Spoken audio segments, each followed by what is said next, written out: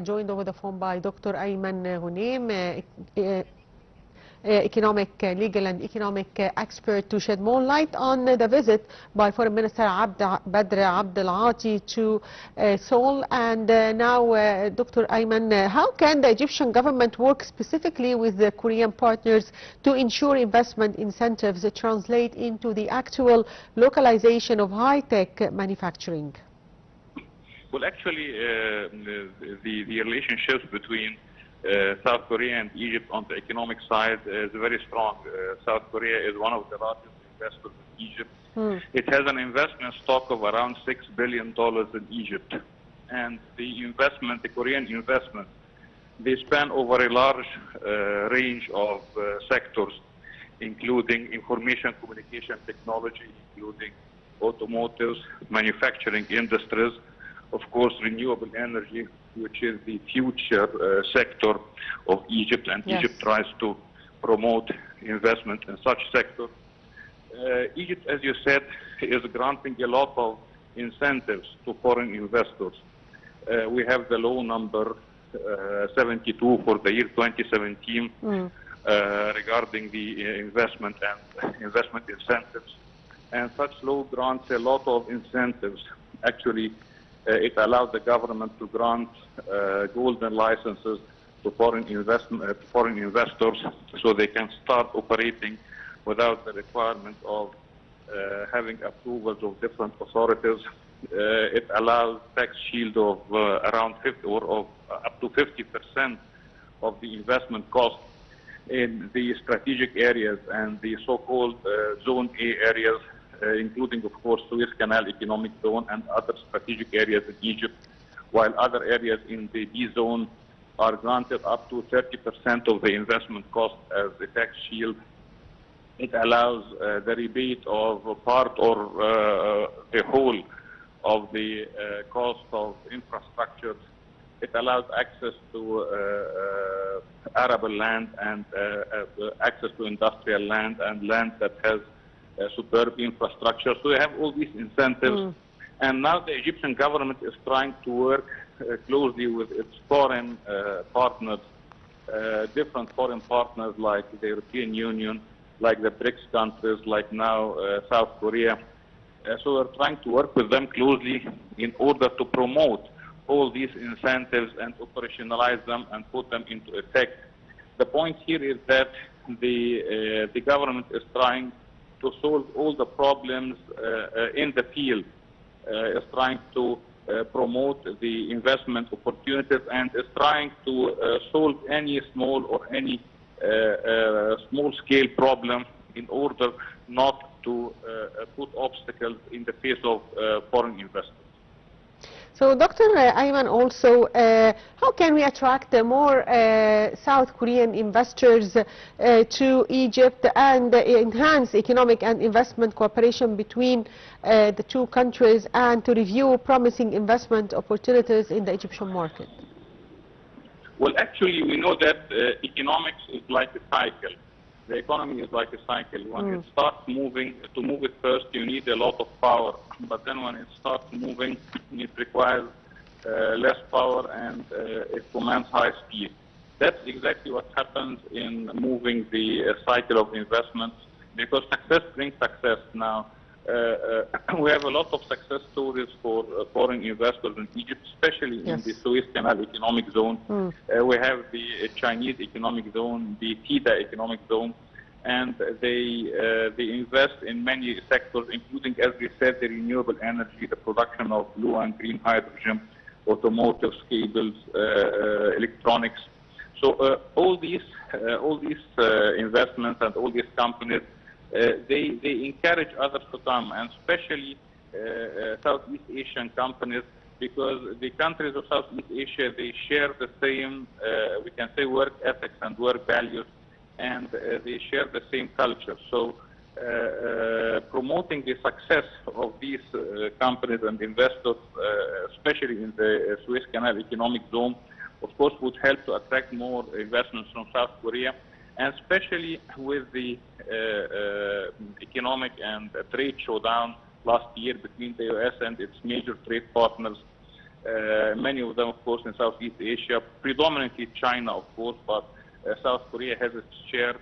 So with many Asian manufacturers trying to move their manufacturing facilities outside their countries, and they're trying to do this in order to escape from the U.S. tariffs.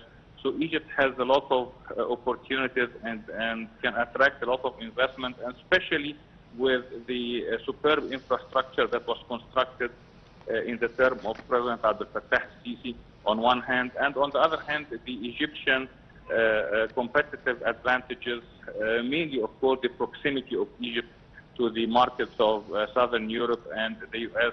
and the facilities given by Suez Canal. So all these competitive advantages, along with the incentives offered by the Egyptian government and the appetite of the foreign investors to come to avoid the U.S. tariffs, as I said. So all these factors, I believe we can use them to promote the investment of South Korea. So, sir, with the food security being a top priority, how can Korean agricultural technology transfer boost African agricultural yields?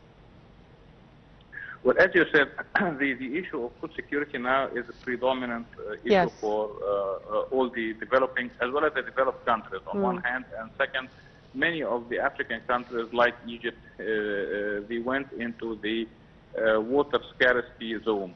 The water scarcity now is a global issue and a global problem, and to fight such a problem, we need to increase the consumption, increase the productivity of the land on one hand, and also we need to use modern technology of irrigation. In these two fields, I believe that we need a lot of cooperation, not only with South Korea, but with many countries, including, of course, China, including India, including the BRICS countries, including Russia, as well as the Western Hemisphere also. I believe it's a global challenge, and we have to face it, and we have to try to increase, as I said, the productivity of the land, of course, using genetic engineering, using new breeds of seeds on the one hand, and also we have to modernize the agricultural networks and the water desalination networks and water desalination facilities and plants. And in Egypt, we have a lot of successful experiments in this, whether in Bahr al-Bahr water desalination plant or Mahsama water desalination plant. I believe in Egypt, around 50% of our agricultural wastewater is being desalinated. It's of course, it's a big percentage, and we're trying even to improve this. And we're using in Egypt the so-called tertiary desalination, which uses the primary desalination, which is removing the hard substances from the water, and then you have the secondary desalination, which is using biological treatment and removing the biological waste, and then the tertiary treatment, which is using of filtration.